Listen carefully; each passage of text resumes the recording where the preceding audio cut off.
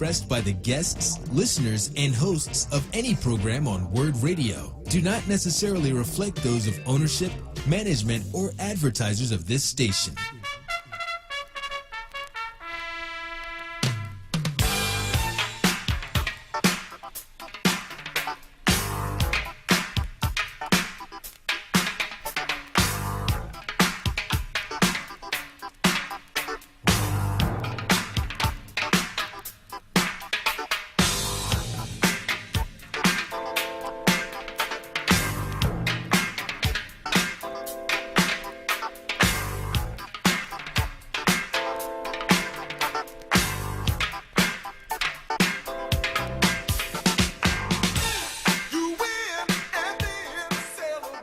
Okay, good morning, everyone, and welcome to another edition of the Chris Murray Report on WURD Radio, 96.1 FM, 900 AM. Kind of a cloudy, overcast day in the city of brotherly love and sisterly affection. And before I start the show today, before we get started into a day where we're going to talk about sports, and today will be a day that I want you all to call in today, vent your spleen on any topic in sports that you want to talk about, race and otherwise. But first of all, I want to start the show. Before I do anything today, I want to dedicate today's show. Jordan and I would like to dedicate this show to our buddy, our mentor, our friend, Cody Anderson, who has meant so much to the city of Philadelphia, so much to me, to all of us personally. We all have a story, Jordan, of how Cody helped us and encouraged us and pushed us. I remember I met you through Cody, and you know, and it was like, you know, when you and I met, it was almost instant. It was instant chemistry, man. I mean, oh, definitely. And but Cody was always dedicated in promoting our young people, always talked about our young people, even though we, as you know, Jordan used to see us overhead. These young people today, you young people. We say that out of love, though. I mean, you know, I joke around about the fact that, I always say, well, you know, Parliament Funkadelic is always better than whomever, but I ain't gonna lie. I'm not gonna lie. I listen to Cardi B. You know, I like Cardi B. I like Cardi B. Boy, do I like Cardi B. Excuse me. Although my wife was about to hit me on the head with a rolling pin, but I like her music. See, I like her music. Yeah. That's what it is. The music. So anyway, but Cody was always a mentor to us. You know, I would always, you know, because, you know, before we would start the show, I'd come into the studio. He and I might talk a little bit about sports. He's always asking, man, what them Eagles going to do? Or, you know, we would always talk. And more importantly, I would say to the Anderson family, you know, I have the deepest of respect and affection for his family. Bill used to have me on his show when he did on Fridays with Rhonda Hill Wilson. And we had a great time, and you know, and Bill has the same kind of affection for the community as Cody did, and that's where Cody he really instilled that in his family, and I think the sons and all that.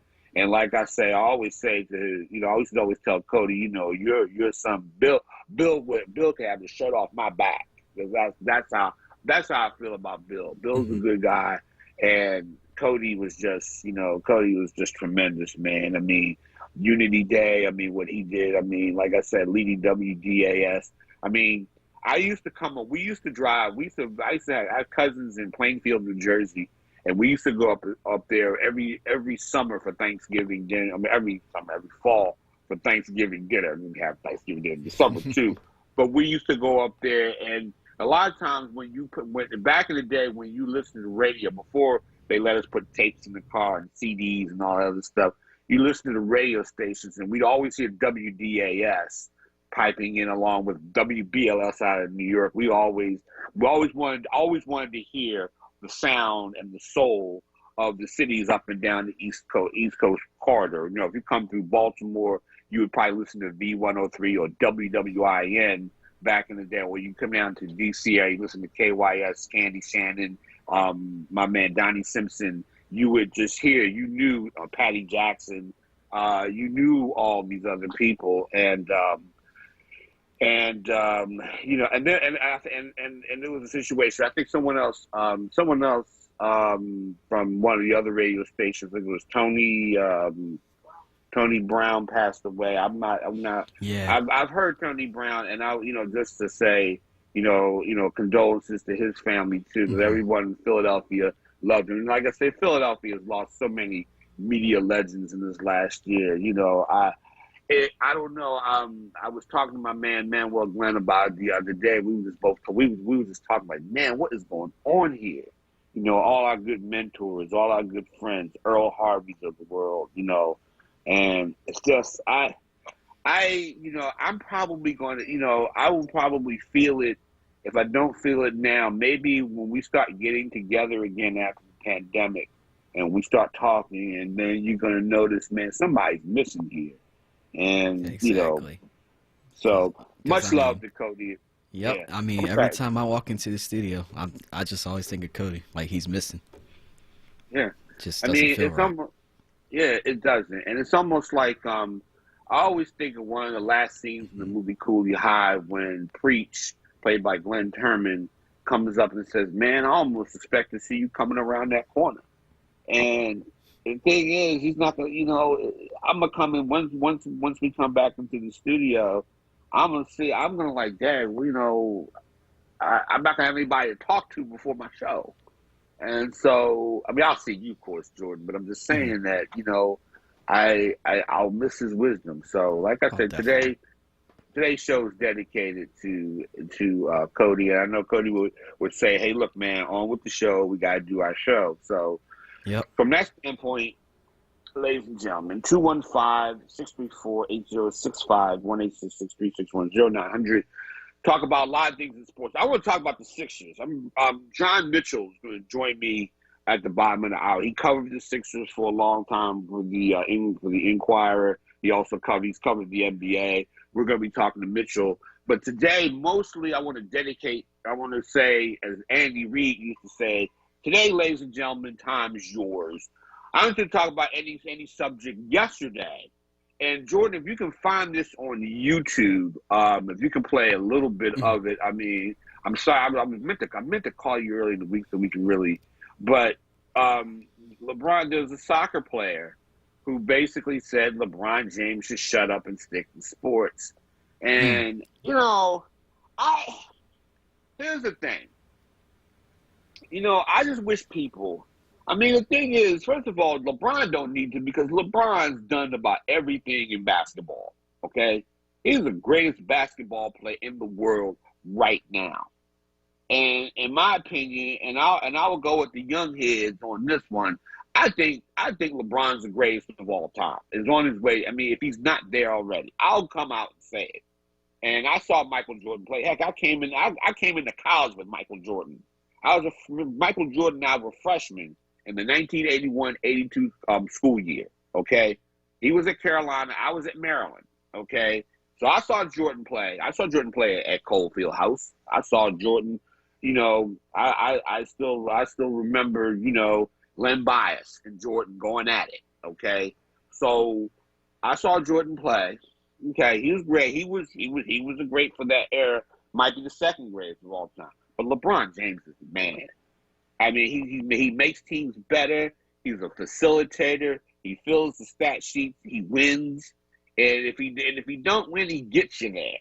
And a lot of people don't understand the value, of getting to the playoff, and getting to a championship game. Mm-hmm. A lot of people, because of this, we all got to win, because America has a sort of zero-sum game thing to everything. And sometimes, and most of the time, it's misapplied. But, to effort to get to a championship game, the effort to lead a team, that's hard. And I know, like I say, all these Johnny-come-lately, I hear I remember at NABJ, Rod Parker and I arguing over McNeil. Well, we didn't win no championship. Man, it's hard to win a championship in any sport. And people don't appreciate the journey because we always, gotta win now, gotta win today. Okay, yeah, you do. But at the same time, there are lots of other spiritual and other forces, namely the other team, Sometimes teams might be better than you on that day. I mean, sometimes it happens. Good teams will figure out a way to beat good teams. But the thing is, as long as you go, like I appreciate the Buffalo Bills of the late '90s. They didn't win the Super Bowl, but they got there, and that's more than say the Lions, and that's more than say the Browns, and a whole lot of people in the NFL.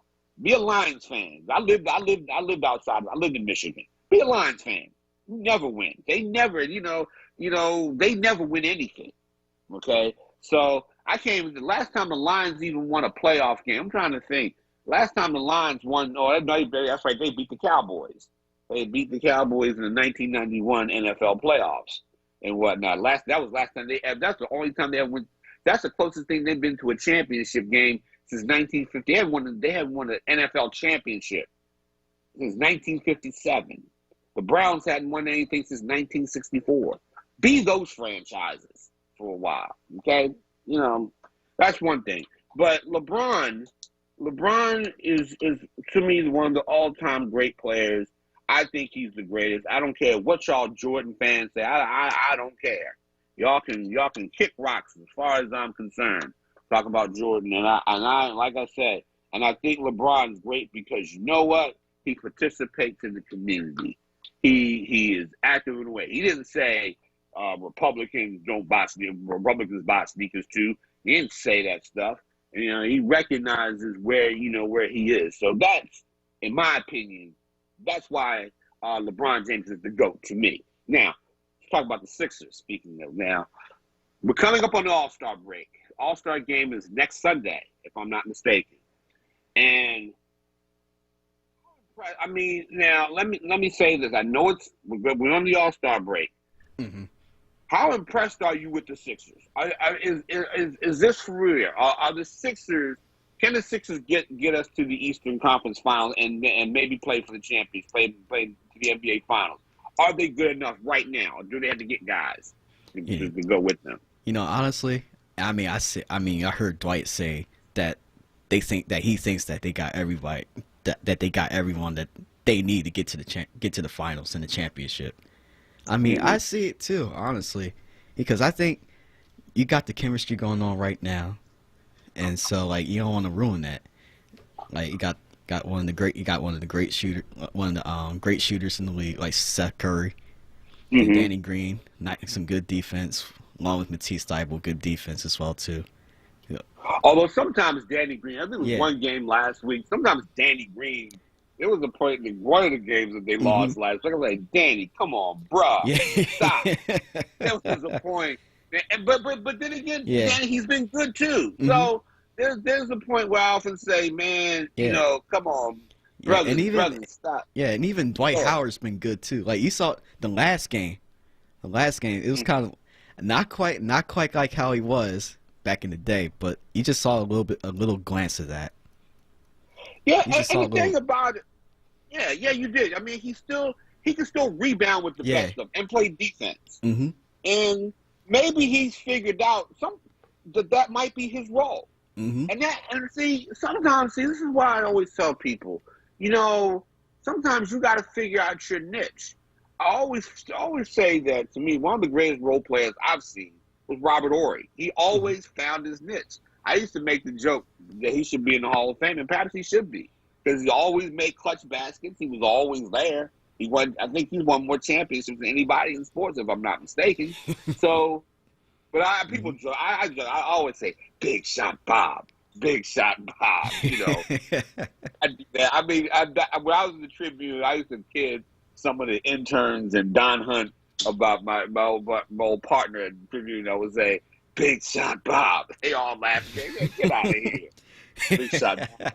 But I'm just saying, but sometimes you can't always be the star. That's why I always respected Dennis Rodman. Dennis Rodman out there. But I respect him because he became a Hall of Famer because he's a role player. And sometimes, and it goes back to that old Martin Luther King saying, if you can be the greatest street sweeper in the world and make the streets clean and divine, I don't know all the exact words, but the thing is, if you can do that, hey, it's great. We got Clyde from South Philadelphia. Hey, Chris, how you doing? Man, I can't call it, man. I hate winter and it's an overcast day outside, so I want to go back to sleep. But go on, man. What's happening? But you hear it, Chris. That's the important thing, right? That's right, of course. Yes, sir. This one thing, about Cody Anderson. I wasn't able to chime in during the week or anything like that there, but the man was instrumental in putting together Unity Day, and actually gave my group the opportunity to perform at Unity Day several times, which opened the door for me to almost pretty much travel the world just entertaining people on roller ski. So I didn't get a chance to say that on any of the shows, but I wanted to get that in there. Very good, very great stand-up brother. And, he's going to be missed. And, a job well done. That's all I can say. Yeah. Job well done. He can rest in power now. One of the things that really irritates me, Chris, and our folks do it a lot. We make these comparisons of the GOAT and all like that there. Let me ask you a question. Do we ever do that in hockey? Do we compare No. Do we compare Wayne Gretzky with any other hockey superstar? Do we ever Gordie compare, Howe. Yeah, do we ever compare Arnold Palmer with Jack Nicholson? We don't do that. And it just irritates I would me. disagree with that. I disagree with that. That's been done lots of times. As a matter of fact, that was a rivalry between Nicholas and Palmer at one time. Yeah, there were some people who liked Nicholas more so than they liked Palmer. But but I see your point though. I see where you're coming from, because even before LeBron got to this stature, people kept trying to shove down your throat that Jordan is the greatest of all time. And I'm not hating on Jordan. Jordan, I saw Jordan play. I watched Jordan play from the time he was a freshman at Carolina. And guy, as a Maryland fan, I still remember that dunk that he put on a guy named Ben Coleman and some other guys. He just took the ball, snatched it in the last few seconds, and he did that famous iconic dunk that he did. Okay, great player. He's a champion, he's a clutch player. And I think that, yes, I think he's one of the great. He is in the top 5 of all-time greats. But for what LeBron has accomplished, and what LeBron's accomplished on the court, no, he hasn't won many championships, but he sure has taken teams there. He's made players around him better. I mean, he's made guys around him, and that's why I say that. But I can see why you get irritated, because they played him different. Because a lot of people say, "Oh, LeBron would have done this in this era." We don't know that, Well, I mean, it just irritates me because let our heroes and heroes be just that. Let them be that. I don't hear that comparison, and in too many other sports. You know what I mean? And we fall right into that trap of beating our people up. And it just irritates me sometimes just to hear the arguments, about who was this and who was that, and you rarely hear those comparisons. I mean, you hear them, like you said, but you rarely hear them comparisons on a daily basis like we do. It just boggles my mind. It's like, let's keep our heroes and heroes just as they are. It's like, you say the greatest running back, and then people will be all, oh, it's Jim Brown, oh, it's Walter Payton, oh, it's Barry Sanders. And then the argument keeps going, and all of them was great. All of them was great. So let's just let them be great at what they were, at what they did. Yeah, no, I agree with you. Somebody's going to come and take it to the next level. That's all I'm saying, Chris. Somebody's going to take something to the next level. Tiger took golf to the next level. Jordan took basketball to the next level. Before him, it was Doc. Before him was Connie Hawkins. Before him, it was other people. And we just keep going to the bathroom on some of our greats, when we shouldn't do that and just embrace the accomplishments that they had. I would agree with that. I mean, I would agree with that, but I would also, and I got to go to break now, but I would agree with that in the sense that sometimes, and social media is a part of this too, sometimes the haterade, the haterade again. I mean, and I don't hate on Jordan. Jordan, like I said, Jordan, one of the great clutch players I've ever seen. I wrote an article for the WashingtonPost.com years ago that said resistance is futile when it comes to stopping. That's how great Jordan is. But the thing is, I think in this generation, we turned it into this, this, like I said, we are caught up in the zero-sum game of life.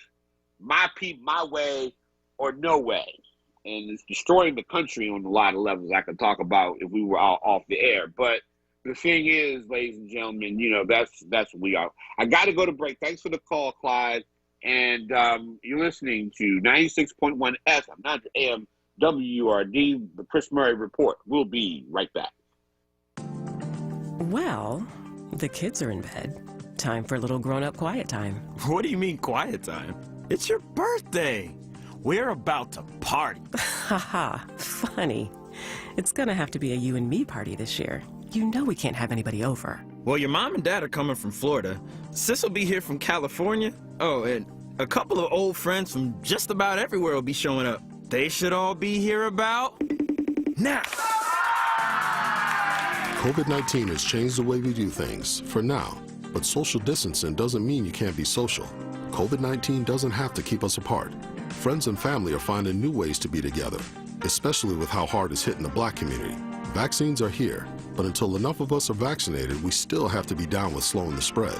Keep a 6-foot distance, wear a mask, and avoid indoor social gatherings. Learn more about vaccines and slowing the spread at cdc.gov/coronavirus. Brought to you by the U.S. Department of Health and Human Services. COVID-19 has highlighted the need for digital equity and internet adoption programs. Comcast's Internet Essentials program is designed to connect families to low-cost, high-speed internet and laptops so students can be ready for anything. Since 2011, Comcast has connected 4 million students from low-income families to the internet through its Internet Essentials program. Learn more about how Internet Essentials is connecting students.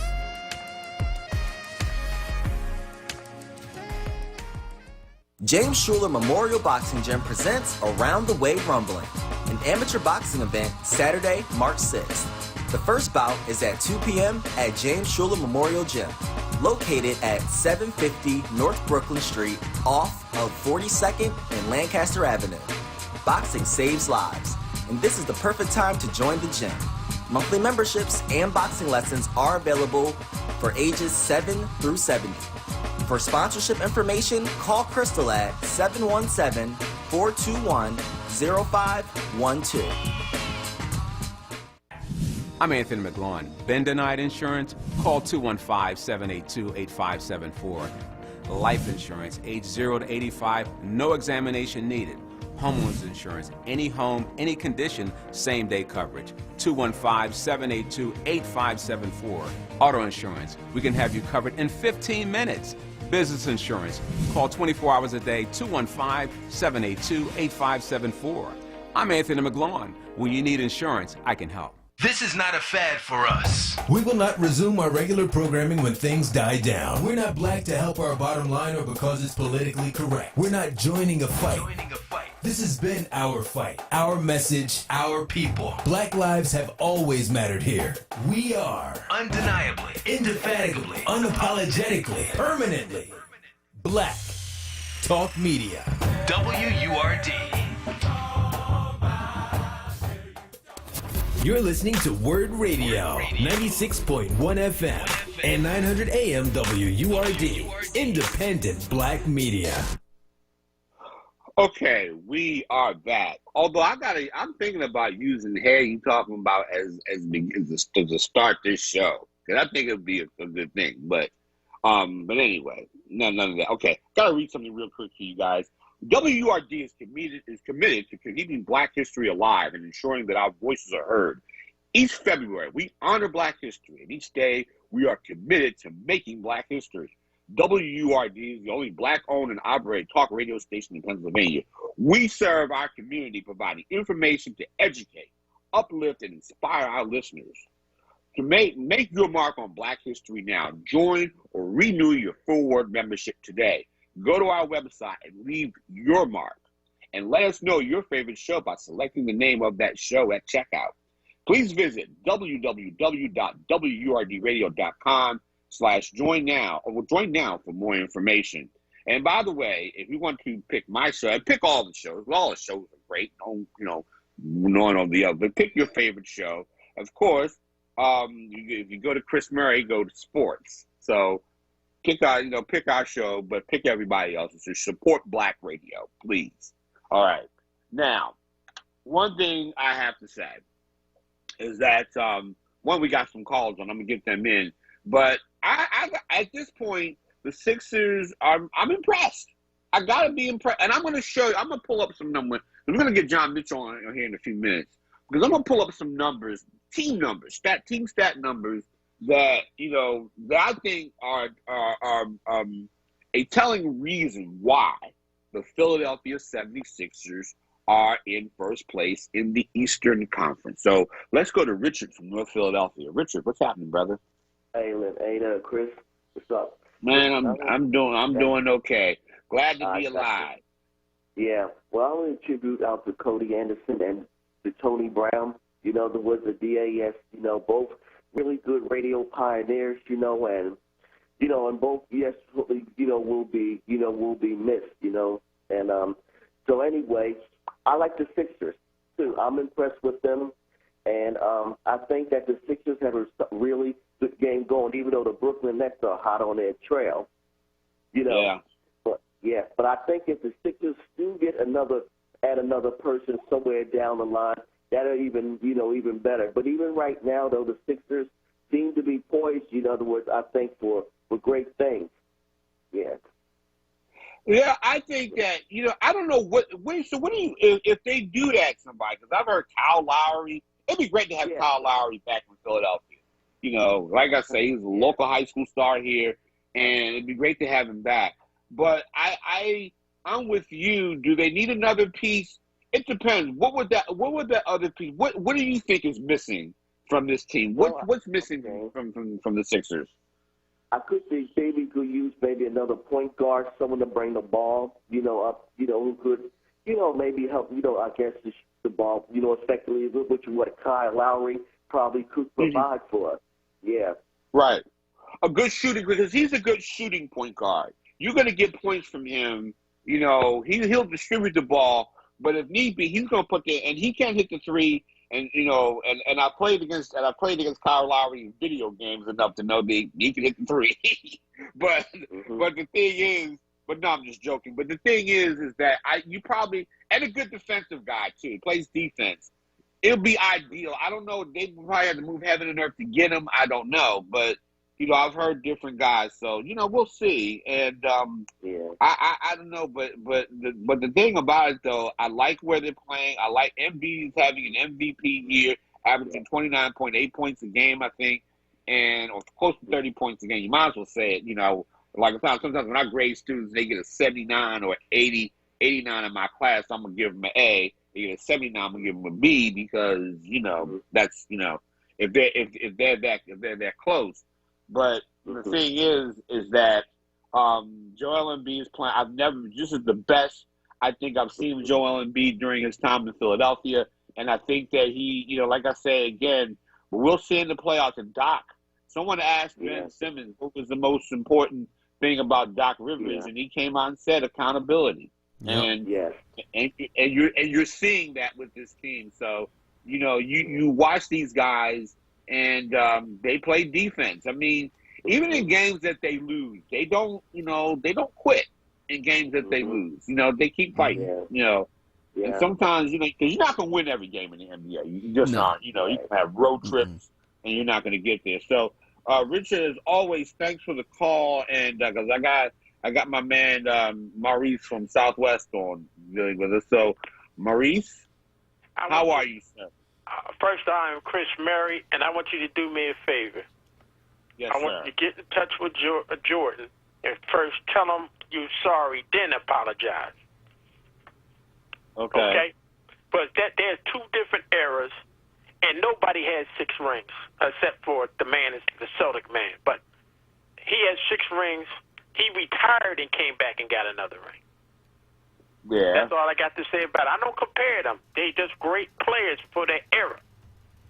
And I agree with the first guy that called. Well, he was the first guy before me, two before me.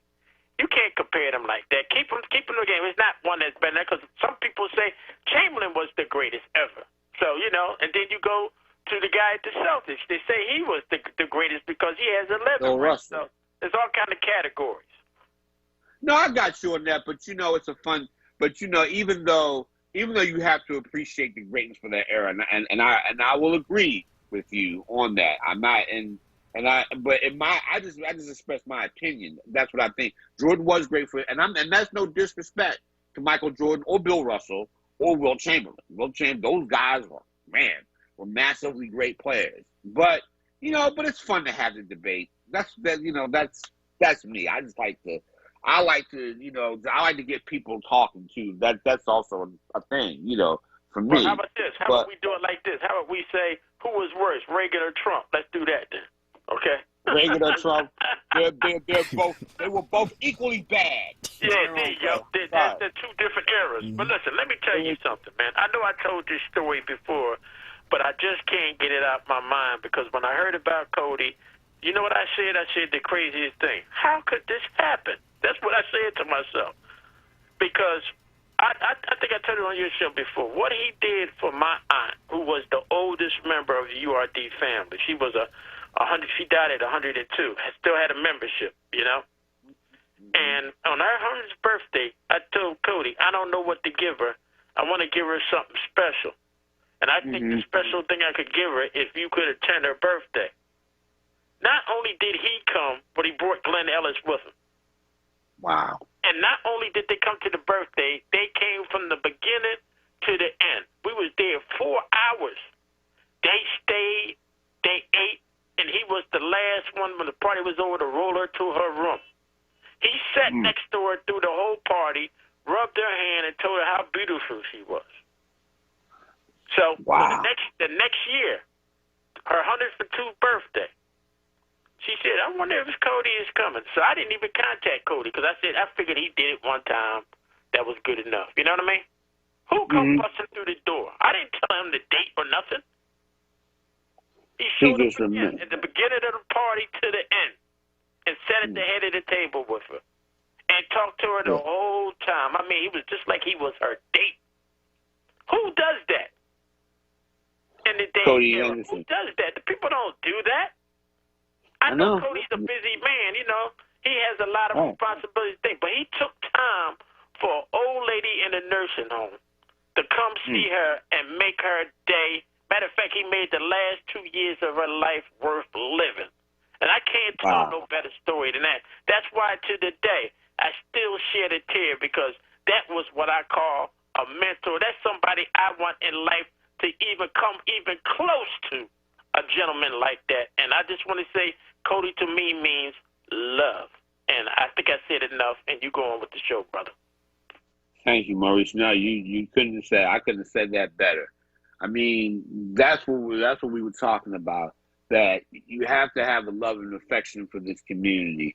And I gotta tell you, it's just from listening, just from the times that I was on Bill's show and all that, just to let you know how important that is. Because you talk about Cody showing up at the birthday party of your aunt, Maurice's aunt, to let you know Cody's impact and just the impact of URD and all that. When I was coming to church every Sunday, and Monsignor Brito, please forgive me, I ain't been in church in a while, but I was very active at St. Cyprian's up on Cobb's Creek, and up on near I think near 63rd Street. I was very active in the church. And I used to read, do the first reading, a reading from the book of Numbers or whatever. And one day, I was, saying hello to friends in church, something that I do, and all this other stuff. And I'm going, when I was talking to this one older lady, and she says to me, "Young man, are you that Chris Murray that appears on Bill Anderson's show?" And I says, "Yeah." She says, I listen to you all the time, and you are really great. And that was the moment that I felt embraced by the community, because I had gone through a period when I was at the Tribune where I was just, nobody cares. I mean, sometimes you go through when you're a reporter, you're working hard and all this other stuff. And a lot of times you don't get out to the community. You get caught up in doing your job and you don't get out and go see people in the community. And that taught me something. And that's part of that was, and I thought about that with Cody, because that was his commitment into the community and all that. So we got to go to break. We got John Mitchell coming up. John, sorry for the delay. I had to get our call. I had to get the people in. We got to go to break, and when we come back, and when we come back, I want to talk about LeBron, because we're going to play the LeBron quit with Zlatan. I can't even pronounce his last name. I won't even try. The guy who said this comment, who said LeBron ought to stick to sports. You're listening to 96.1 FM, 90 AM WURD, the Chris Murray Report. Be right back. This is Dave from Liz. I want to take a moment to express our feelings on the loss of Cody Anderson. Cody was a member of the store team. I've been friends with Cody for a long, long time. We used to do commercials every Saturday together, twice a day, whether he was away somewhere and he'd call me or I would call into the station. And they weren't just commercials, they were conversations. My wife used to even get into them and say, "Hello, handsome," and Cody would always laugh. Cody was a rare individual. And what I mean by rare, not too many human beings are humble, sincere, smart, passionate about their family, passionate about their work, and loved people. It breaks my heart that Cody had to go so quickly. He was a great listener. He'd answer questions. I used to listen to the show, the way he would talk to people. Not too many people like Cody. So I just want to say, we're going to miss him. I'm going to miss my partner in commercials. May he rest in peace.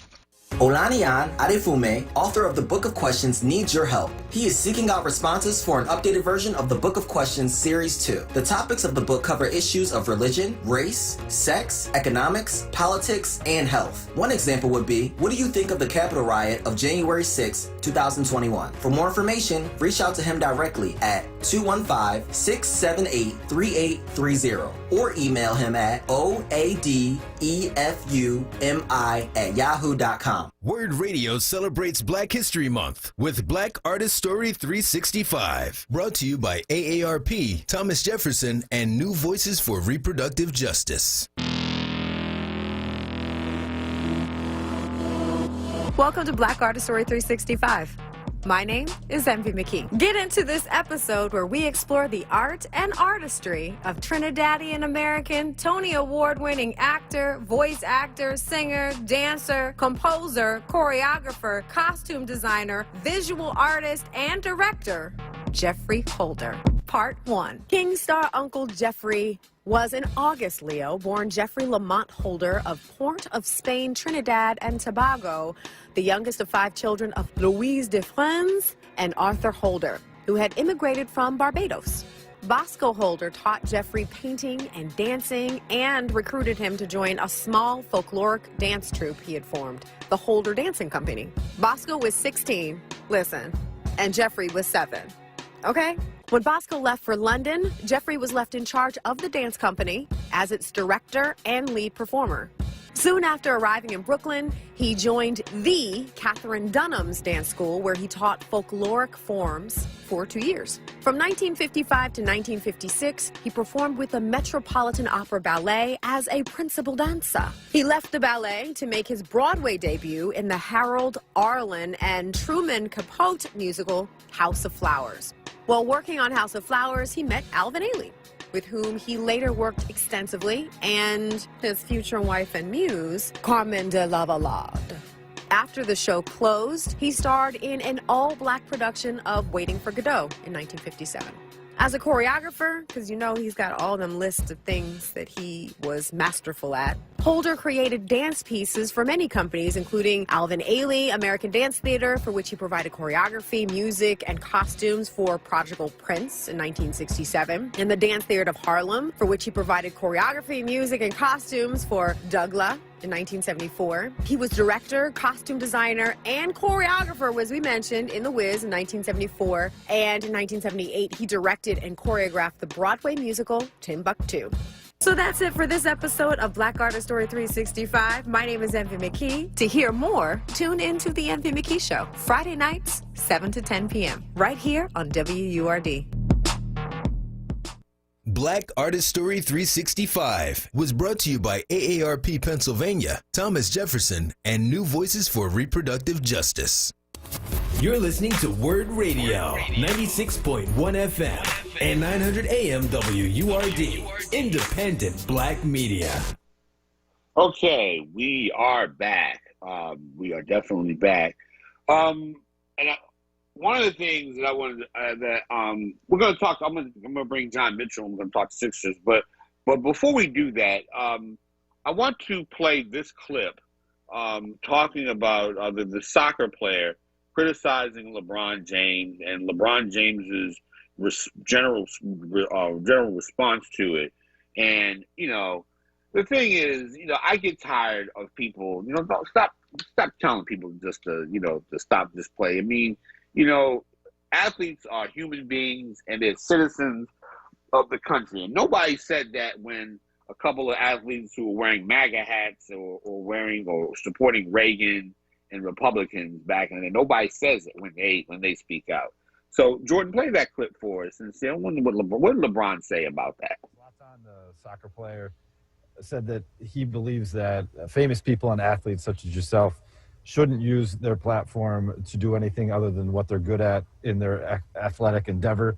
As someone who has promoted the idea of more than an athlete and trying to empower players to use their voice to speak on their communities, do you have any response to what he said? Nah, absolutely not. I mean, because at the end of the day, I would never shut up about things that's wrong. I preach about my people, and I preach about equality, social injustice, racism, systematic voting, voter suppression, things that go on in our community. Because I was a part of my community at one point and seeing the things that was going on, and I know what's going on still because I have a group of 300 plus kids at my school that's going through the same thing, and they need a voice. And I'm their voice. And I use my platform to continue to shed light on everything that may be going on, not only in my community, but around this country and around the world. So, if there's no reason, I won't say no reason, but there's no way I will ever just stick to sports because I understand how this platform and how powerful my voice is. And he can just ask Renee Montgomery, if I would have shut up and just dribbled. Seeing that beautiful black woman today, be a part of a group where she's part of an ownership group now with the Atlanta Dream down in Atlanta. And it's funny he say that because I believe in 2018, he was the same guy who said when he was back in Sweden, talking about the same things because his last name wasn't a certain last name that he felt like it was some racism going on when he was out on the pitch. Right? He did say that, right? Yeah, I thought he said that. So I speak from a very educated mind. I'm kind of the wrong guy to actually go at because I do my homework. Dan? Wow. Okay. So, yeah. So, John, on that note, before we talk Sixers, what are your thoughts? I mean, again, we can't even pronounce this soccer player's name. He's a nobody. Right. His position that LeBron shouldn't be speaking up. Let's take a little history tour here, and saying that athletes don't have a place to be promoted against things that are wrong. Well, let's go back to Jim Crow America, and let's look at Joe Louis when black people couldn't ride the buses in the South. Let's go back to Jesse Owens, and let's examine how these legendary athletes, black people, at a time when black people were being treated like garbage in the United States of America, were promoted as ideals against what America stands for. Right. With regard to, say, the Nazi Germany. So we're going to promote these Americans who are being treated like garbage, mind you, such as Joe Louis and Jesse Owens, and hold them up as examples of what good people, of who good people are. So, this is one of these things, because we won't know this guy's name before this interview is over, and he'll disappear into utter obscurity for the rest of our lives. And LeBron James will be being talked about in the same breath as Michael Jordan for as long as there is an NBA basketball. So, that's about all I have to say about that. I love LeBron James more and more with everything that I see him do. I love the fact that he made himself secondary to that situation and touted the young lady who purchased the Atlanta basketball team from the avowed racist who ran for the Senate, Kelly Loeffler. So if you had to put these things in perspective when people say these things, this guy was basically a nobody, an invisible man, juxtaposing himself almost along the same lines as a Laura Ingraham, with the whole "shut up and dribble, you big black Negro," because we don't want to hear from you. We want you to satisfy our hedonistic desires and pleasures to watch athletes, but we don't want to hear you talk about inequity in America. So that's all I had to say about that. Yeah, no, that's true. I mean, I was just reflecting on a comment by James Baldwin, is that the idea that someone has to look at us with equality seems to be, and you're seeing this, happen all around you, seems to be an anathema to certain white folks. So I agree with you on that. Now, your Philadelphia 76ers, Jordan and I, my partner here, Jordan Booth and I, we believe. Are we right to believe at this point? I believe. I hope. I'm rooting for him anyway. But the thing is, what are your thoughts of this team? What's made the difference with this team in terms of their performance? What do you think has made the difference, on the court, off the court, or whatever? What's made the difference with these guys? Well, more than anything, it's the recommitment or the commitment to Joel Embiid. The Joel Embiid has made to his game. He's playing much more on the inside. He's getting to the free throw line more. He's playing the way we thought. We all knew he was capable of playing, because he's got a treasure trove of skills that's unparalleled, but in a big man that I can't remember since Hakeem Olajuwon, and just having the quiver that's overflowing and pregnant with all kinds of skills. And part of that is, obviously, let's be quite honest, it's Doc Rivers.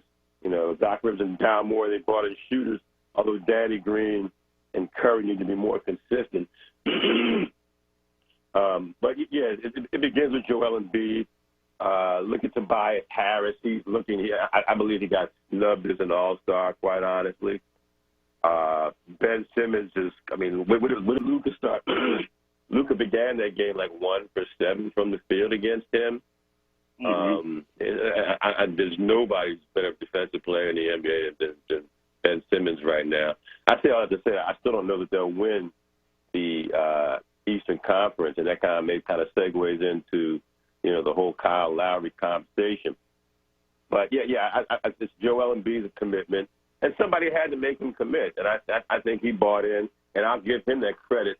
But secondly, I'll give Doc Rivers, who has, he's an NBA champion, he's a Hall of Fame coach, and he's somebody. I never got the sense, when I was at the Inquirer, I didn't cover. I didn't cover Brett Brown. I was gone at the before that, but I think that Brett Brown, he was placed in a bad situation. He was giving these young players who had never won at the NBA level and told to lose, and then all of a sudden he was told to rearrange the culture. And in the meantime, he's giving these young boys hundreds of millions of dollars, and they think they've arrived. So he doesn't have the cachet that a Doc Rivers had. Doc Rivers shows up and all of a sudden it's like, hey, this guy doesn't. He's already reached the pinnacle, and it's where we want to get. Are we willing to put in the work? And it's coming together now. You can see in the way they play. The defense has been very good, very good. People. I don't hear people, particularly the way Ben has played in the last 2.5 weeks, 3 weeks or so. You no longer hear the outcry with the beard. We missed that on the beard. Although I do think that Brooklyn is still the best team in the conference. Yeah, I would say so. But I would tell you statistically where I think this team has gotten better. You look at the NBA, and coming into this weekend, things could change next week, I guess. But in terms of defense, get this: the Sixers are second in the NBA to the Los Angeles Lakers in blocks per game. They're second in the league in steals behind Toronto, and they're third in the league in steals per game at 8.5. When you move further down, when you talk about rebounding, Sixers are seventh in rebounding in the league on defensive, in total rebounds, and they are 10th in terms of defensive rebounds. I don't see the Sixers in any of the top 10 categories on the offensive side. And that suggests to me that defensively, led by Ben Simmons, led by people, it seems like, to me, that's the difference. There's a lot of energy on defense. These guys fight and scrap. Dwight Howard, guys like that will fight and scrap on defense. And I just think that's more or less that's part and parcel because of Doc Rivers. John, I want you to hang on with us for some time to talk about, because we got to go to break. Things are kind of coming fast today because I want to talk about some other things with the Sixers and all that, and the rest of the NBA. And I also want our viewers, our listeners and viewers who are on Facebook with us, streaming live on Facebook, to give us a call, 215-634-8065. But I'll call when we come back. So you're listening to 96.1 FM, 900 AM, WURD, the Chris Murray Report. Will be right back. Attention WURD audience, do you know that you can get help with your PICO energy bill? PICO is here to help you with financial help through various assistance programs, including the PICO CAP program, which provides a monthly credit for eligible low-income customers based on the customer's total household gross income and energy usage. If you are experiencing financial hardship, you may qualify for the PICO CAP program. And PICO Cares is the customer assistance and referral evaluation service designed to assist special needs, low-income customers who have a temporary personal or financial hardship that prevents the payment of your PICO energy bill. If you have a special needs child or adult in your care, your household may qualify for the CARES program. Call 1-800-774-7040 today to see if you qualify due to an existing situation or a change in circumstances within your household. Call 1-800-774-7040 today for more information on the PICO CAP or PICO CARES program. PICO, powering our communities. James Schuler Memorial Boxing Gym presents Around the Way Rumbling, an amateur boxing event Saturday, March 6th. The first bout is at 2 p.m. at James Schuler Memorial Gym, located at 750 North Brooklyn Street off of 42nd and Lancaster Avenue. Boxing saves lives, and this is the perfect time to join the gym. Monthly memberships and boxing lessons are available for ages 7 through 70. For sponsorship information, call Crystal at 717-421-0512. Tune in to More Than That with Gia Peppers live this Sunday, February 28th at 2 p.m. on WURD Radio, 96.1 FM and 900 AM, or wherever you listen to podcasts. This episode of More Than That is sponsored by KRC Kroger Company, who is committed to becoming the most inclusive company in the world. Everybody in. Livelihood. WURD Radio's new initiative, connecting Black Philadelphians with jobs, entrepreneurship resources, small business development information, and financial literacy tools. Learn more at wordworks.com. That's WURDWORKS.com. And stay tuned to WURD Radio, 96.1 FM and 900 AM WURD. WURD Radio is independent black media. And we're able to stay independent because of our onWURD movement and members like you. Treat yourself to the treat of buying a WURD membership. It's less than a quarter a day. That's less than a bag of chips. And we really, truly need to keep this platform going so that we can stay connected as we reimagine our community in 2021. Start or renew your onWURD membership today at wordradio.com/4word or call 215-425-7875. WURD Radio. Independent black media. Lifting every voice till earth and heaven ring. This is WURD Radio. 96.1 FM and 900 AM WURD Philadelphia. Black Talk Media. You're listening to WURD Radio, 96.1 FM and 900 AM WURD. Independent black media.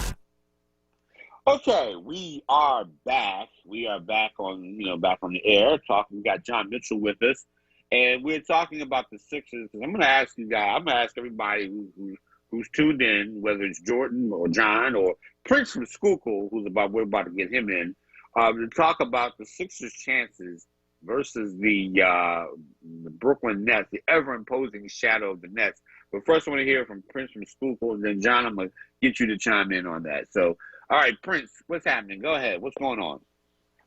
Hey, how are you? I'm doing okay, man. I was looking at I was assessing your conversation, and the way I see it, when you talk about defensive players, you talk about Charles Oakley, you talk about Dennis Rodman. Dennis Rodman gave you at least 14 points. You guys, because Ben Simmons is getting paid all this money, we keep trying to put him somewhere, but he doesn't fit because he can't hit a 12-footer or a 16-footer and is going to get exposed in the playoffs. I didn't see him guard Kyrie Irving. I don't see him guarding Harden. And so we have to. I'm not saying we cut our loss, but they're talking about bringing a guard from Toronto here. So where would that leave Ben Simmons when you got Danny and you got Steph and you have this guard coming from Toronto? And so when I listened to you guys, I cringed because I was a season ticket holder. And I was like, you can't have a player like this. If he's not banging down low and moving big bodies out the way, for him to just be in the way. Now, he scored 40 points the other night because every dog has their day. Don't get it wrong. But at the end of the day, when you get into the playoffs and things tighten up, we're going to get exposed. And we still have not stopped our 7-foot guy. Although he's dominant in the paint like Shaquille, he keeps shooting three-pointers. And that's what hurt us the last time we were in the playoffs. Right, that's what your point.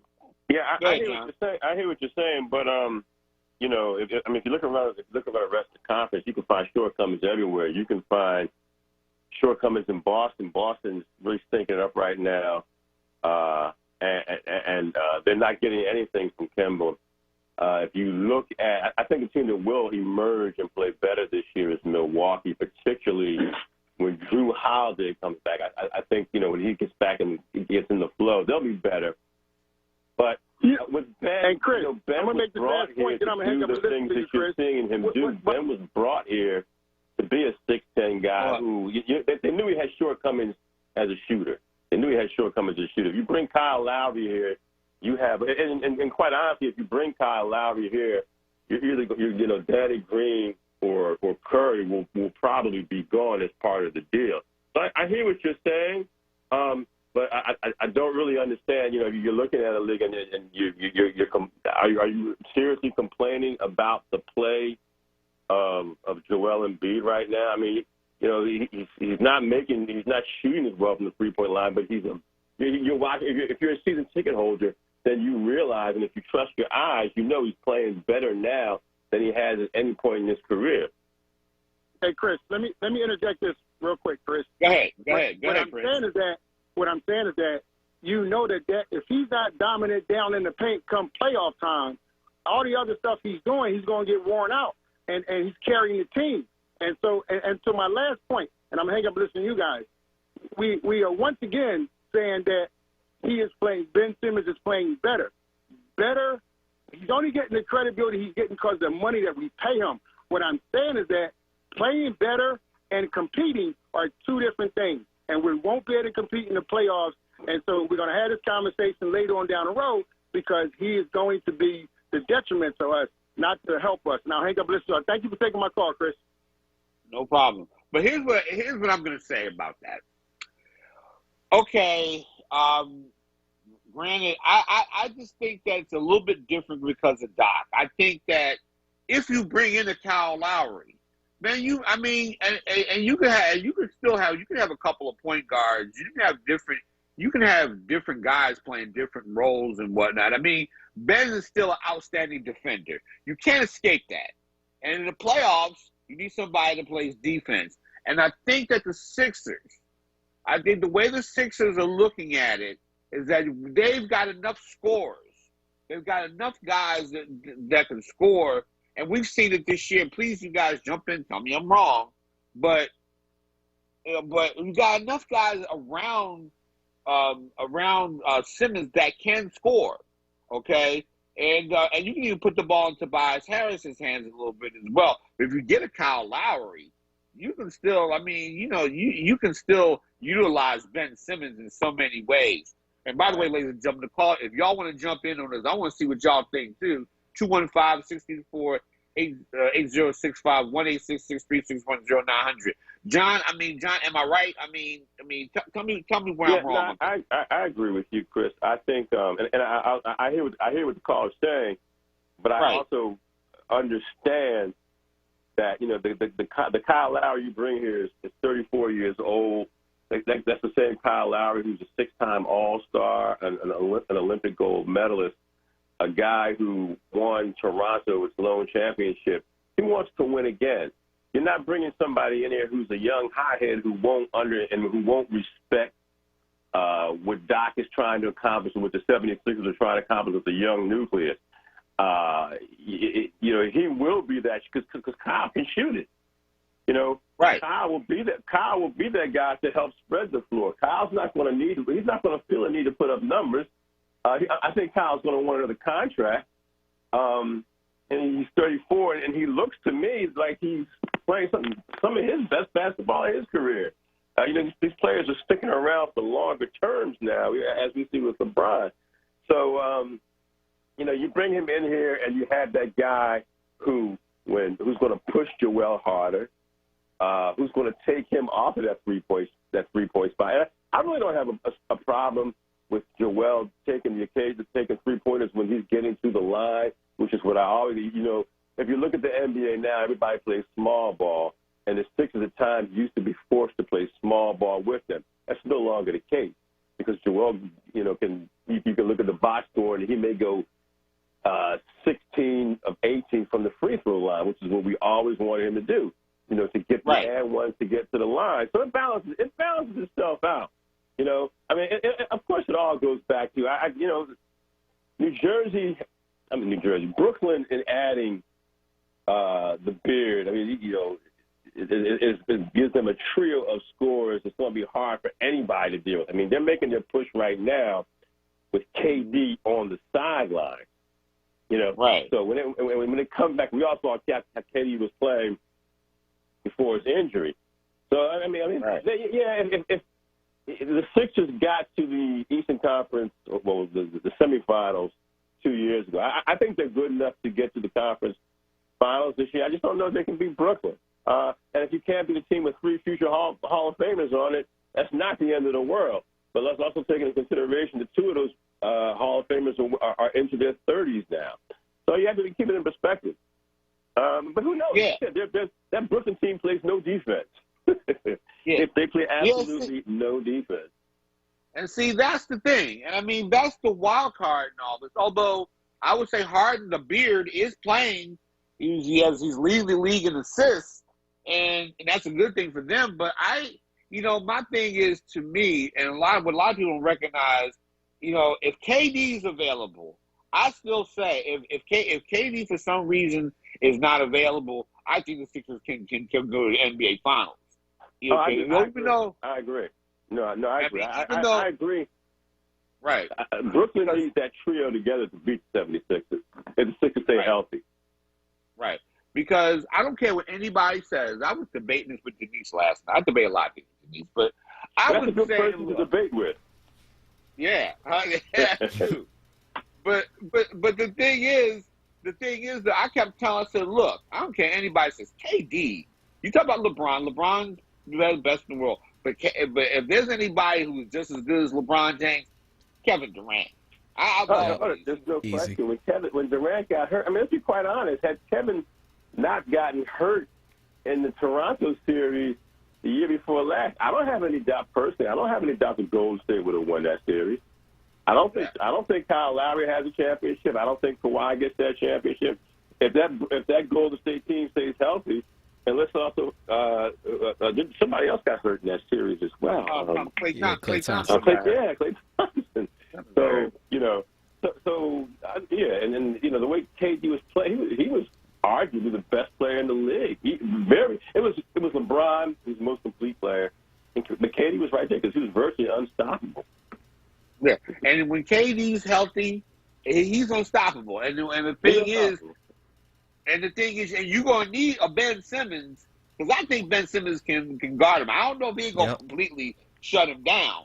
No, you don't shut KD. Not on this planet. You don't shut KD down. Yeah, you ain't shutting KD down, because I'm still mad to this day that when he went to Texas for a year, he should have been in College Park, Maryland, as far as because he's from there, and he should have been there. I mean, that's how much I was watching that guy since I said that guy can play, and I said to anybody, he was ready as a freshman. I mean, he was just ready, and I said, you know what? If you don't get this guy, then you're not going to win, and nobody's going to win. And that was the thing that I think Westbrook and them had to realize when they were all in OKC, that, Westbrook is good, Harden can shoot and do all this other stuff, but KD is your guy that's going to take you home, and they didn't realize that.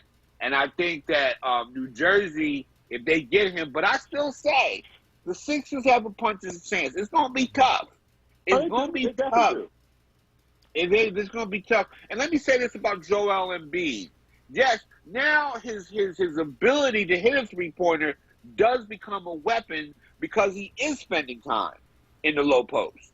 Because he's good, because he's getting the and ones, then, okay, so the dilemma that you have in guarding Embiid now becomes, okay, now he can lean on me for most of the game, and if I pack the paint, this guy can step out and hit a three. And come playoff time, you're going to need somebody to come. And this is why I say I'm glad that the Sixers have an abundance of shooters around him.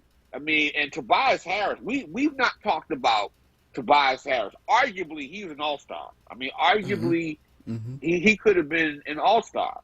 I mean, because he's playing, and somehow playing under Doc.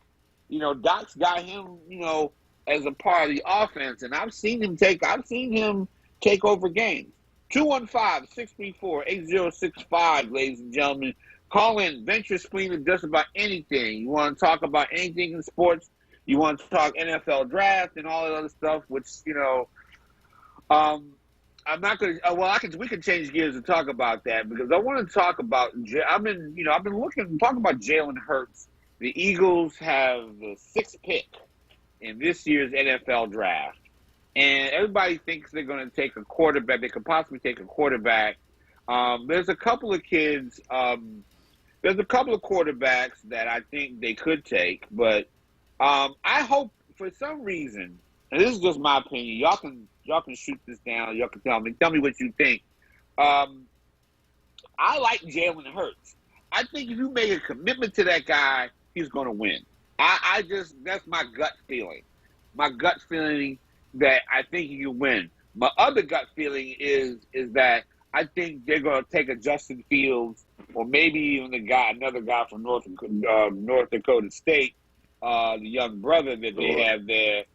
And I tend to believe that, or what they should get. I mean, the Eagles are just bad all around. They need offensive line. They need linebackers. They need a whole team. You know, so I'm just saying that at the end of the day, you got to get somebody who can, you know, you need other players, because we don't really know how good guys like Jalen Reagor are. You know, they drafted him. You know, we felt they should have gotten better players. But, you know, when you think about it, if they had gotten other players, you know, any of those guys, would they be household names because you didn't have the best quarterback in the world getting them the ball? But yeah, and let's be clear about that, because, you know, when Carson Wentz, when they gave Carson Wentz $128 million, they gave him that money to say, you're going to cover up for some of the shortcomings that happen in the NFL. We realize that some of our salary cap space is going to disappear, but we're trusting enough in you that you'll make up for those mistakes. We don't know what Jalen Reagor can do, because Carson Wentz was god-awful last year. Right. You know, we don't know. And we also, you know, Carson Wentz was so bad last year that DK Metcalf might have been on the squad last year, and Carson Wentz wouldn't have gotten him the ball. You know, people like to say Carson Wentz didn't have any weapons. Carson Wentz beat in some games. Look at the Cleveland game when he threw that ridiculous pick six, when he took that sack safety in the end zone. He beat the Eagles all by himself last year in many cases. But people cover up for Carson Wentz, man.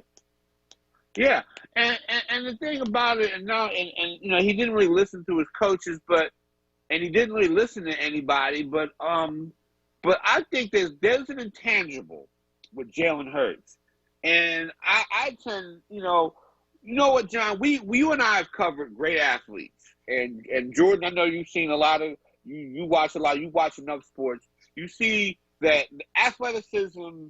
Everybody has, you know, and I hate to say it, and I don't hate to say it, but I'm just saying, I want to say that even a lot of white guys have athleticism.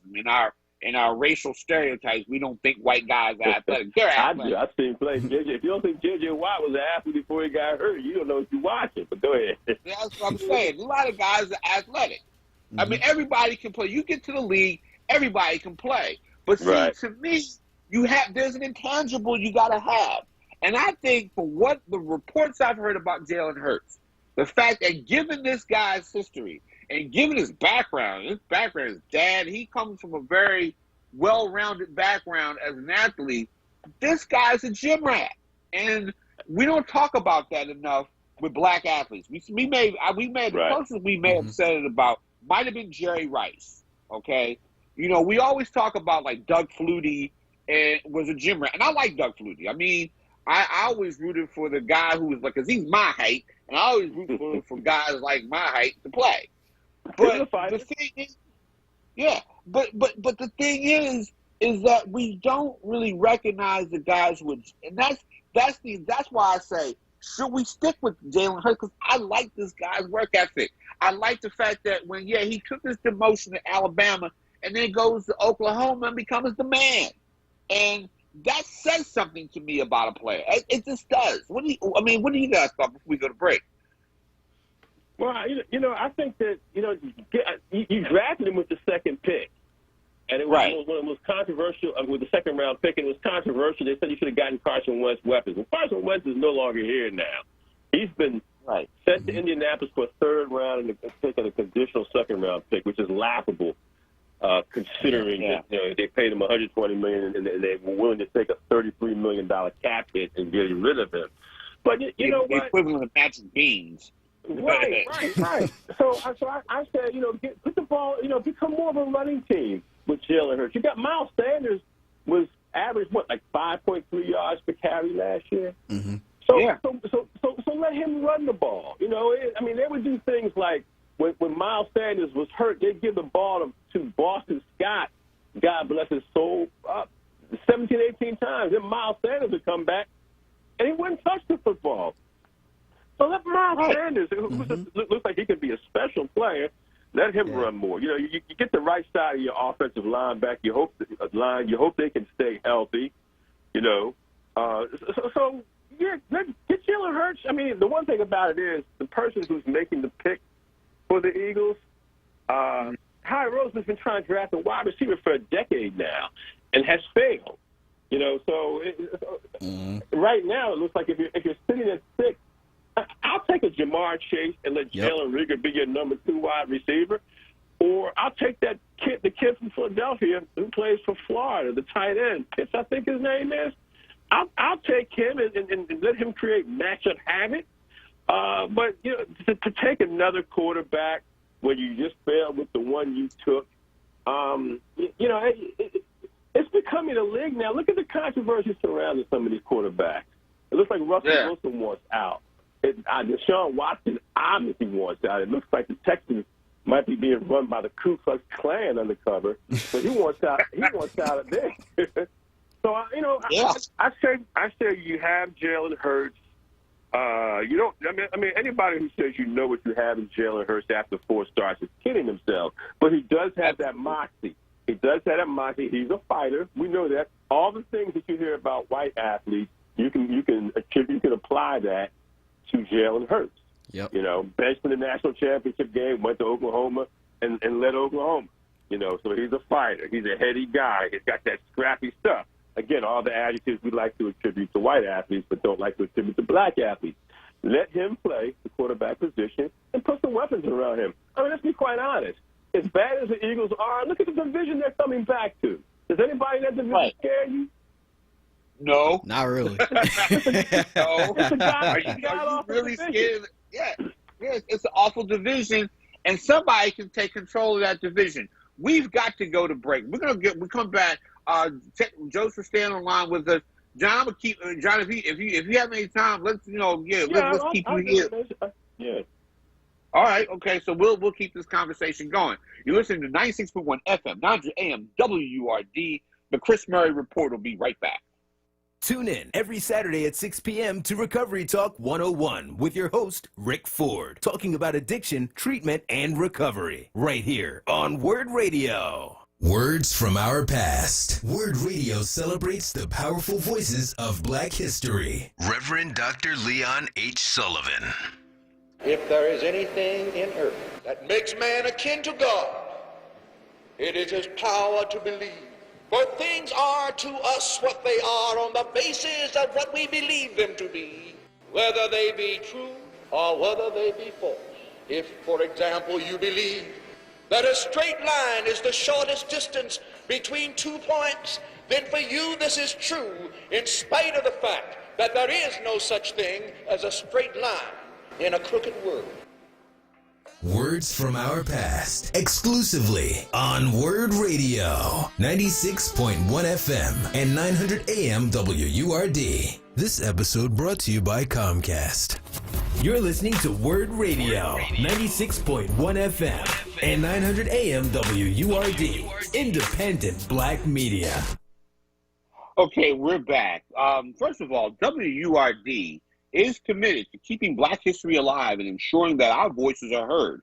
Each February, we honor Black history, and each day we are committed to making Black history. WURD is the only Black-owned and operated talk radio station in Pennsylvania. We serve our community by providing information to educate, uplift, and inspire our listeners. Make your mark in Black history now. Join or renew your WURD membership today. Go to our website and leave your mark. Let us know your favorite show by selecting the name of the show at checkout. Please visit www.wurdradio.com. Join now for more information. And like I say again, ladies and gentlemen, well, click on all of them, but click on my show. Like I say, vote early, vote often. No, but in any event, support Black media, support Black radio, and support WURD. All right. So we are back. Now, the thing is, I look at, first of all, let's bring in Joe from Massachusetts. Joe, come on in. What's happening? How are you? How you doing, Chris? I'm fine, and to your guest. Yeah, I wanted to talk about LeBron James, and if I could slip in Shaquille O'Neal, I put them in the same category. They're great athletes, but they're not my favorite. I'm not a fan of them. I'll tell you why. LeBron James, like some people say, you need to stick to your sports instead of opening your mouth. I won't say that about LeBron James, but LeBron James don't know the issue. That's why he shouldn't really speak up so much. Like, and what turned me off is when he called the president of the United States a bum. You see, them people, they get caught up trying to play for the crowd, but they don't fight the issue. LeBron James is not a Muhammad Ali, another John Carlos, or Tommy Smith. These people knew the issue. Okay, but you just named the Mount Rushmore of proactive athletes. But I hear you. But here's the thing, though. I'm not mad at LeBron James for calling, former President Donald Trump a bum. I've called him worse than that on in social media. Okay, and and the thing about it, I don't mind. I mean, to me, growing up and watching sports in the 70s, where a lot of black athletes didn't speak up, and I'm sure, John, you can attest to that. We've been in this game for a long time, and to me, I'm glad athletes are speaking up. Matter of fact, I'm writing a book about those guys speaking up. Stories columns I've written about it.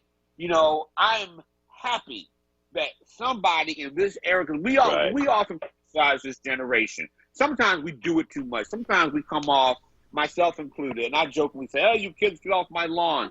But in a real sense, I'm glad that this generation is speaking up. Thank God. Thank you, Jesus. Thank you, Allah. Right. Whoever you pray to. Thank you, Buddha. Because Chris, our generation went silent. Michael Jordan. Michael's trying to do some things now on the back end, but Michael was silent. The Colin Kaepernicks of the world, the Michael Jordans of the world, the WNBA. They're walking the walk, this generation. So I can't be critical. I'm damn sure be critical of my generation of athletes. I was going to say I could be critical of my generation. Yeah. But not this generation of athletes. Right. When we were in college, you were in college about the same years. You were at Howard. I was between Maryland and Morgan. Okay. We were, kids from my generation wanted to wear Brooks Brothers suits and go to parties and go to Colgate's in Southeast DC or whatever the club was in Philly, and just want to to show out, wear their suits and ties and say, "By God, we've made it." We weren't socially, we had to fight, kid. We had to fight people. We had to fight black people in places where I've been to be socially conscious. Right. I'm happy for this generation. I'm happy for while I may, on some level, fundamentally disagree with Black Lives Matter on just their tactics, some things that they could do better, but I'm not. But I'm glad that they're out there. I understand the young, like guys like Jordan. I gotta bring Jordan. I'm sorry, I gotta bring you in here, but guys like Jordan Booth. I want my thing is, at your age, you're supposed to disagree with the old heads. That's what you, Yep. That's what you do. That's the energy of youth. Mm-hmm. Okay? Because I certainly disagree with the old heads. I had, it was one of those things where, as much as I love Jesse Jackson, I'm like, well, Jesse, you got to listen to us young folk too. Because we're at the brunt of, especially if you went to a predominantly white college in the 80s and whatnot, like at Michigan State or Maryland, where you heard race, where you got a front seat to racism, or at the HBCUs where you had the same okie doke people trying to deprive students of services like the financial aid at places like Morgan Howard, always late. Always, doing something to screw you over, or you just didn't have enough facilities. You had to fight, because there were sit-ins at the black schools too. But the thing is that, people chide LeBron James and these athletes for saying something. I ain't mad at them. There's somebody, and the thing is, I support. I'm the first one to be on Kaepernick's side. I don't look. I see the NFL's, performative gestures as like, okay, but yet you want to say end racism in the end zone at your games, and we're all in this together. Well, how come you're not hiring black coaches? How come you're not trying to hire African American coaches and all this other stuff? And see, these are the things that we question, and you want to get mad. I sometimes watch Fox News and and I sometimes watch just to pass through the channels, and some of the things that they say, it's like they're so in their bubble, they never want to understand, because I guess, as James Baldwin says, to truly understand what Black people go through, you have to acknowledge the role that you play in that, and nobody wants to play a role. They can't do that. I watch it. Sometimes I particularly turn to it now because their reaction to their obliteration, not having the Senate, not having control of the Senate, not having the presidency, having the supreme bigoted leader evicted from the White House after one term. When you turn to them now, it's just an attack. Everything is an attack on the so-called woke. And they use the network to attack blacks ascending in anything. They'll play with Kamala Harris's name. It's a very simple name to pronounce. It's Kamala, and this is an outlet for them to feed the fury of the mongrels that we saw attack the Capitol. We know who those people are. They were law enforcement who were hired who took an oath to protect and serve, and they're running around with white supremacists in the Capitol, literally hunting AOC and anybody else. Can you imagine if they had found AOC or Nancy Pelosi or anybody who disagreed with their white supremacist position on January 6th? So that's what Fox News has become. It's become a place where they can huddle together, really, and just be racist, and nothing That's more. true. That's true. We have Cliff from Connecticut.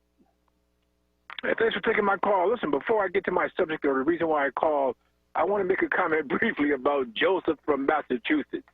If that dude was an athlete, he'd be just like Herschel Walker.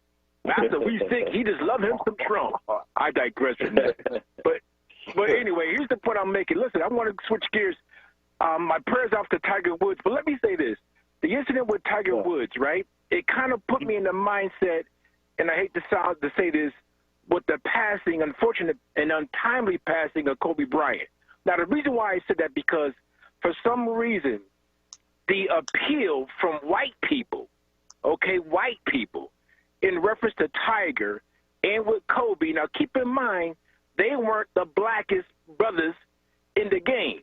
Now Kobe, even though he was good, but again, there was that issue between his parents and his non-black wife. Same thing with Tiger. So the point I'm making is that we need, and I appreciate those brothers, such as LeBron, that stay with their race, stay with their culture, because unfortunately, when they lose their careers, that money, if you have a black wife and a black family, that money can stay within the black community, opposed to the money. If Tiger were to pass out, God forbid he stays healthy, but if that incident were to take place and being married to a white woman, they take that money from out of the black community and then it circulates to non-black communities and non-black people. We don't see any of that. And that's the problem what I see when black athletes get engaged or married to white women. Now, I could be off, but I just want to share that. I'll hang up and listen to your thoughts and your response to that. Yeah, let me chime in on that. I mean, as you know, I covered the Washington Wizards for 10 years in D.C. at the Washington Times, of all places, and have covered the NBA for NBA.com, covered the 76ers at the Inquirer, and there is there's somewhat of a misnomer out there that these black athletes are just running to white women. The majority of the athletes, the overwhelming majority of the athletes who do get married, black athletes marry black women. And, we should never, we see a Karl Malone, you see Michael Jordan married a Brazilian woman. He's married to Juanita Jordan, at first. The overwhelming majority of black athletes marry black women. I don't want to tell somebody, it's got far be it for me to tell somebody who you fall in love with. Right. Well, you know, I mean, even O.J. Simpson was married. You know, I think was it Darcel Simpson? O.J.'s first wife was a white woman. So was a black woman. Marguerite. Heterosexual black men are always on the attack. Oftentimes from our own community for things that we don't do. Most black men, most black athletes love black women. So, you know, I hear what you're saying, but, you know, don't fall for the media okie doke as if every black athlete is trying to find Cinderella, because that's BS. Yeah, and another thing I want to say about that, you know, about interracial couples, I've known interracial couples, and some, you know, and I would say that some of the guys I've known who were activists, I knew a guy, when I was at Michigan State, I was a part of a program called the Capitol News Service Program. Mm-hmm. And I covered the state capitol for a lot of small newspapers, and it's because a lot of small newspapers couldn't send anybody to Lansing. So I covered state capitol, state government. And one of the publications I worked for was a black-owned publication called the Michigan Citizen. It was located, and it doesn't run anymore, in Highland Park, Michigan. And to me, that paper was better than the newspaper, the other black newspaper, the Michigan Chronicle. But my the editor was the wife of the publisher, of the black publisher named Charles Kelly, who's now deceased, God rest his soul. But his wife was a white woman, a former nun named Teresa Kelly. This sister, and I call her sister, even though she's white, she was more progressive, more, you know, more in tune, in touch with what's going on in the black community than a lot of black people that I know. And what I'm saying is that when you make blanket statements like, and like I said, thanks for the call, but the thing is, I don't like getting into that trick bag either, because because I think that if you're a black athlete, you marry who you marry, but you're going to be you. You're going to be you no matter who you marry, okay? Right. If you're an activist in the community and your wife happens to be white, you're still going to be an activist in the community. And I know more than a few black athletes who married, you know, white women, and they're still active in their communities and whatnot. But nobody catches heat like black men. Right. You know, we get painted with this broad stroke brush. I haven't heard sisters complain that Kamala has a white husband. I haven't heard that. Right. You know, she's Kamala. She has a white husband. Okay, let's just gloss over that. You know, when we look, you know, and when we look at the white athletes who marry black women. Look at Kelsey's brother, who's a tight end who plays for the Kansas City Chiefs, black white. Right. You know, Robert De Niro. You know, a black white. It's just always the black heterosexual who is always under attack from everybody. You know, some of you have married white women, so all of you stink. All right. Yeah. Enough of that. Yeah, enough of that. And I don't necessarily like when people ascribe that. I mean, that's a broad generalization. And like I said, I've known enough interracial couples in my lifetime to know that, you know, heck, and I would say even in my family. But the thing is, you can't, you know, paint people with that brush. But I'm still glad that athletes are involving themselves in a whole lot of things. So I don't know. When we have these conversations, I don't mind having these conversations. I am not averse to having these conversations about race and sports, because I mean, that's part of the mantra of this show. That's part of the one of the raison d'etres of this show is to kind of tackle those issues. And like I say again, when I hear people say, "Oh man, just shut up and play," I mean, you know, you can't just tell human beings to shut up and play. I mean, you know, I think that in this country, for all the times we talk about democracy and we talk about, you know, fairness and all that, America. I mean, we have this notion of American exceptionalism, which something I totally do not agree with. I don't believe that anybody is exceptional in history, and we've seen that being played out here. But you know, I think that in sports, the history of the black athlete has always been, like I say, I mean, I may even change the title of my book. It's like Fighting on Arrival, Fighting for Survival. I mean, right. You know, that's you know, our very presence in sports has always been racial and it's been political. You go back to Jack Johnson. You go even Joe Louis is political in the sense that when he won the heavyweight championship, he was expected to be now Joe. You can't go around, you know, taking pictures with white women and flaunting women and all this other stuff. That kind of thing. They made Joe, you know, he can't lord over his white opponent when he wins. I mean, good Lord, you know, and I find that, and maybe I'm saying that from the prism of growing up in the 60s and 70s and growing up in our era. I say that you know, I think that it was absurd given the fact that when we got lynched in the South, they were certainly lording that over our heads. It was, you know, they were all like, you know, you see those pictures of black folk being lynched, and you see white folks all, you know, beer bottles in the air, you know. It was picnic. Yeah. Picnic. Yeah, pick an N-word and whatnot. I don't want to say that. Yeah.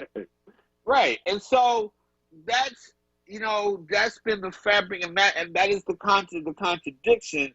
And it seems like right now the forces of that kind of fascism and racism are winning the day in the Republican Party. So, and all of it. I don't want to get too much into politics, but in sports, that's always been, you know, Jackie Robinson. It's always been about, you know, using sports as a form, you know, inadvertently, you know, whether they're doing it on purpose or not, it became that form. So we got to go to break. You're listening to 96.1 FM, 900 AM, WURD. But Chris Murray, reporter, will be right back. Did you know you can use LIHEAP to pay your PICO bill? Last year, PICO customers received almost $17 million in free LIHEAP support. This year, take advantage. This deal is first come, first served. Apply now. Call 800-34-HELP-4. I'm Anthony McLaughlin. Been denied insurance? Call 888-307-0505. Life insurance, age 0 to 85, no examination needed. Homeowners insurance, any home, any condition, same-day coverage, 888-307-0505. Auto insurance, we can have you covered in 15 minutes. Business insurance, call 24 hours a day, 888-307-0505. I'm Anthony McLaughlin. When you need insurance, I can help. Did you know you can catch the flu and COVID-19 at the same time or even back-to-back? Don't risk catching the flu during the COVID-19 pandemic. The flu shot is a safe and effective way of reducing your chances of catching the flu or spreading it to others. And the flu shot helps protect you and your community from the worst effects of the flu. Don't say, I should have got my flu shot. Call your doctor or visit your pharmacist and get your flu shot today. Tune in to More Than That with Gia Peppers live this Sunday, February 28th at 2 p.m. on WURD Radio, 96.1 FM and 900 AM, or wherever you listen to podcasts. This episode of More Than That is sponsored by KRC Kroger Company, who is committed to becoming the most inclusive company in the world. Everybody in. WURD Radio celebrates Black History Month with Black Artist Story 365. Brought to you by Pico and JD's Auto Body. Welcome to Black Artist Story 365. My name is Envy McKee. Get into this episode where we explore the art and artistry of Academy Award-winning production designer Hannah Beachler. Hannah Beachler is an American production designer. Madam Beachler grew up in Centerville, Ohio, and graduated from the University of Cincinnati, where she studied fashion design. Then she attended Wright State University in Dayton, Ohio, where she studied film. Her first major collab was with the celebrated director Ryan Coogler on 2013's Fruitvale Station. Coogler later hired her to work as his production designer on Creed, and then later on, Black Panther. Hannah's set design work can also be seen in the Miles Davis biopic Miles Ahead and for the film Moonlight. While we could say her coup de production gras was her Afrofuturist design direction swag in Black Panther, let us all bow down and agree that her design work for Beyoncé's 2016 TV special and visual album Lemonade is the visual holy grail. Of course, now she's an Academy Award winner and the first African-American woman to be nominated or to win an Oscar for Best Production Design. Okay?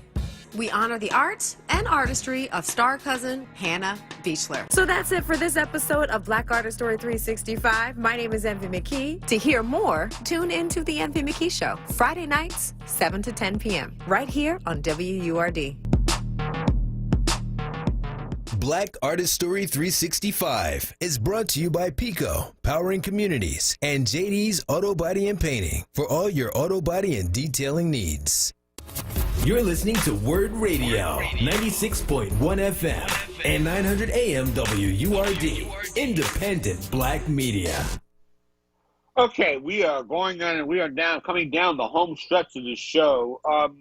I need to get back to something. So we were talking about the Sixers and everybody else in the NBA. So Jordan, let me ask you. So right now, who's the favorite do you think could win it all?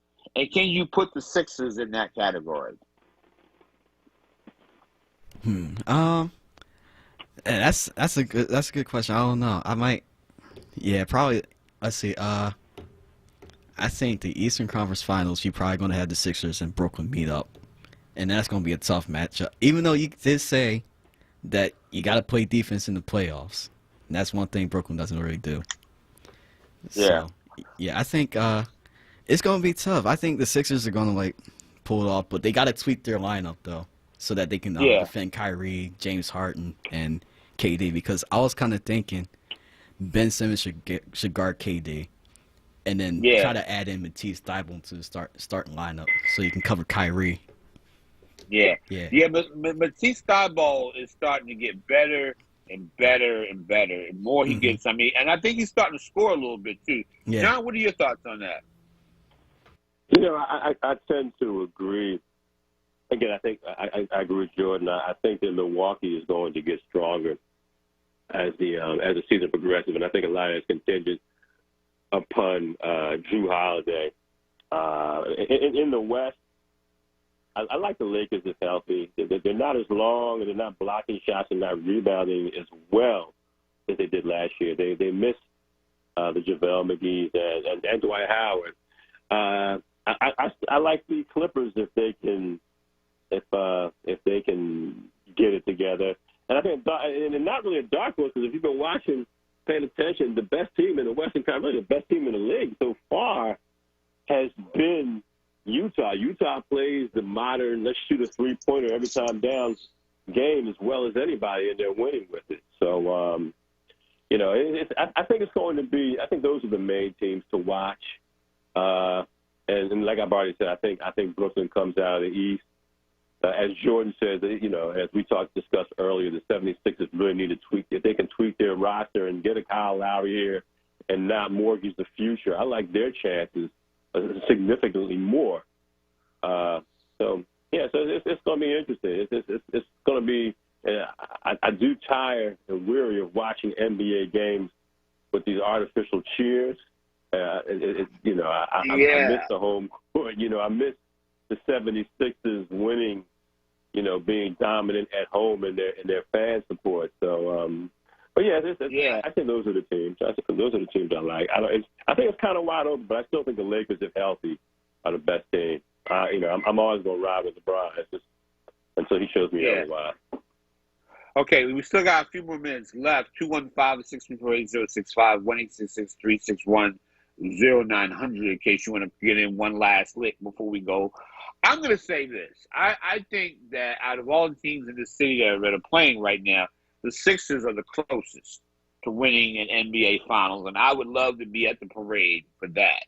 I have been fortunate, and because I have been covering the teams, every team, like I say, the Phillies and the Eagles have won championships. And when I've covered those teams, and I'm trying to throw out some of the Sixers, when I've covered those teams, their teams have won. The Eagles have won like I say, the city has won. I came here in 2004. The city has won 2 championships, and maybe a third one if you include arena football. But nobody really cares about arena football. But still, the teams here compete, and that's not due to me. I'm just being a knucklehead. But the thing is, the way I look at it, though, I think the Sixers are the closest. I hope Doc Rivers gets Coach of the Year for this team, because this guy, a lot of people say he has talent. Well, the talent was already there. Well, it's a lot. Coaching talent is a lot harder, I think, in some respects, than coaching young up and coming guys, in my opinion. And I just think that Doc has. We talked about the defensive statistics that the Sixers are better at this year than, say, they were last year. And I think that's going to be. I always say that's your ability to play defense. So I won't be surprised, and maybe I hope I'm not coming up too much of as a homer. I probably am, but I will not be surprised if the Sixers, even if as currently configured, if they play defense well enough against Brooklyn, I think they can take it. But then again, there's a lot of other tougher teams in the Eastern Conference. I mean, don't forget Milwaukee. Don't forget Giannis. Right. Giannis is going to come in to this playoff season with a lot to prove. And because, we've said, hey, Giannis is a great regular season player. Giannis wants to win that championship more than anybody else as well. And that's, like I said, again, I look at the intangibles other than the physical matchup, because I think a lot of the teams, when you think about it, a lot of these teams, anybody in the Eastern Conference is good enough. Anybody in the Western Conference is definitely good enough to win it all. I mean, LeBron, they don't play well without AD. And yesterday they won their first game without AD, in the game. And so I think that's going to be, if they get him back, of course, the Lakers are going to be dominant. But the Lakers, nobody's going to hand, I would say this, nobody's going to hand the Lakers the championship. And in the East, we forgot about Jimmy Butler in there. Yeah, we did. We did. We forgot about those guys because, those men, they went to the Eastern Conference Finals last year. And I like I say again, you kind of wish that somehow if Doc would have gotten here a couple of years earlier and you had Jimmy Butler still on this team and Tobias and all those guys, oh my God. Oh my GAWD God, that the Sixers would be, I would say they would be in the finals. But things are what they are. I still say they can get there. But the thing is, I do think that they need a Kyle Lowry, somebody that can score and play defense. And that's the perfect combination. I think that, you have a guy that can score and play defense, and that's the thing. You can never have too many shooters or too many guys who are defensive specialists. Not in these playoffs. No, I agree with you, Chris. And you're right. I often wonder, had Doc Rivers been the coach when Jimmy Butler, because I tend to think Jimmy Butler might have not made such a big thing about going to South Beach, as Stephen A. so regularly tells us, and going to South Beach and living it up. I think he would have been content, because there would have been a belief that this coach is a championship coach. There wasn't that belief when he was here under Brett Brown, So, but we have a very strong defense team, young team, and defense wins championship. Defense, as much as people would like to give Tom Brady the credit for winning in the Super Bowl, although he was aided by Patrick Mahomes having neither one of his starting tackles on the field that time, Tampa Bay's defense won that game. No doubt. But again, I'm going. If the Lakers are healthy, I ride with the Lakers as the NBA champion. Yeah, I would say that too. But to tell you the truth, I always got to be the knucklehead. I like the Sixers, but we will see. Yeah, we will definitely see. And as for the Philadelphia Eagles, one thing that we got to get ready to go. One thing I will say, they need everything in this draft, and I'm going to be talking about that over the weeks ahead. And next week we'll be talking some Phillies too. I got to talk about baseball, because the Phillies are starting to round into shape as well. Ladies and gentlemen, we have reached the end of our show for this week. Thank you for listening, and thanks for being on board with us. As we always say, please support this radio station. Please support every black media outlet, Scoop USA, Philadelphia Tribune, Sun, Philadelphia Sunday Sun, anybody that has black newspaper, black publications, please support because, like I say, we are your voice. So you're listening to 96.1 FM, 900 AM WURD. Chris Murray Report. We'll see you back next week. Same time, same channel.